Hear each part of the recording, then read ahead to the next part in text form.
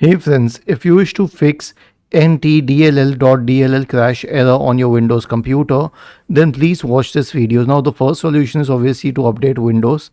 Right click on the start button, select settings from the menu, go to the Windows update tab on the list on the left hand side, select check for updates in the right pane. Okay, this is one thing, but if it doesn't work, then I'll give you a short solution. Copy these two command lines and I will share these in the description section of the video, and search for command prompt in the Windows search bar.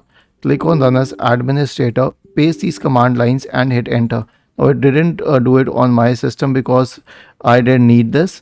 But here's what we are doing basically. We are re-registering the ntdll.dll file. Okay, so this will definitely fix the problem. Was this helpful? If yes, then please subscribe to the channel, and if not, then let us know in the comment section of the video on how we could help you further. Thank you for watching this video and have a nice day.